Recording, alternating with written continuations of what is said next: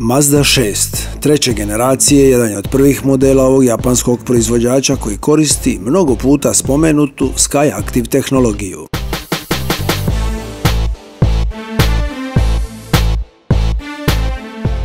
Kombinacija svih prednosti u vožnji koje donosi ova tehnologija i atraktivan izgled novu Mazdu 6 čine vrlo poželjnim vozilom, bilo da je riječ o limuzinskoj ili karavanskoj izvedbi.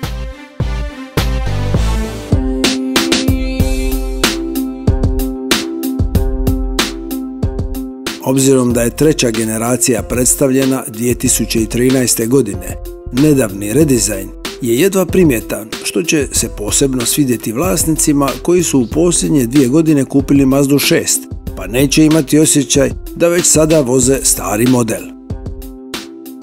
Dakle, izmjene su kozmetičke i odnose se na podebljanu kromiranu lajsnu koja vizualno povezuje prednje svjetlosne sklopove i blago je izmijenjena grafika prednjih i stražnjih svjetlosnih sklopova.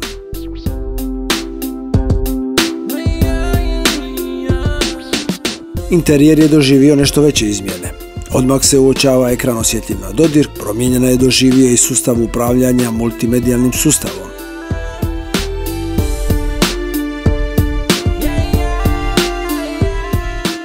Ono što se nije mijenjalo kod Mazde 6 je prostornost putničke kabine. Svi putnici mogu se komforno smjestiti u udobnim sjedalima, a umor se ne bi trebao osjetiti ni na duljim relacijama.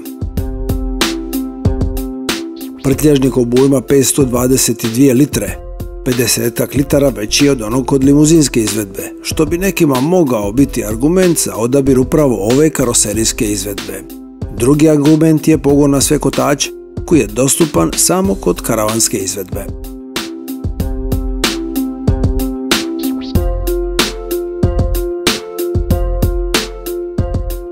Za razliku od limuzinske izvedbe namijenjene globalnom tržištu, karavanska je okrenuta europskim kupcima, pa su i gabariti prilagođeni europskim ukusima. Dakle, karavanska je izvedba kraća od limuzinske 6,5 cm, što i nije uobičajena pojava.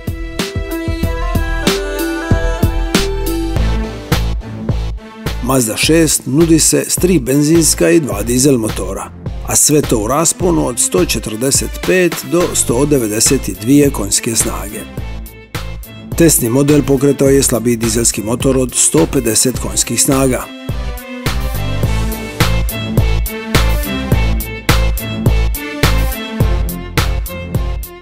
Da Mazda u širokom luku zaobilazi downsizing koji se primjenjuje kod većine konkurenata, potvrđuje i 2,2 litre obujma testnog motora.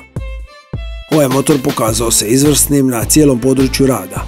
Odaziv na pritiskanje papučice je trenutan, a ubrzanja i međubrzanja vrlo zadovoljavajuća. Uz sve to treba pohvaliti vrlo tih rad motora koji nema karakterističan dizelaški zvuk, ali ima nisku potrošnju goriva koja bi se trebala kretati oko 5 litara na 100 km.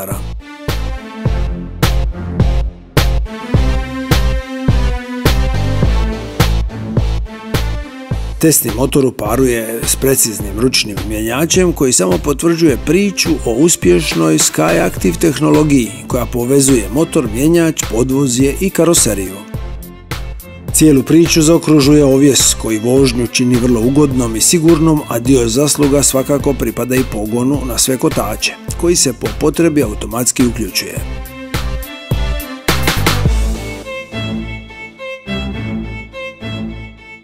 Mazda 6 moderno je i prostrano vozilo sportskog karaktera, jedan od modela koji će sigurno osvojiti brojna srca kupaca.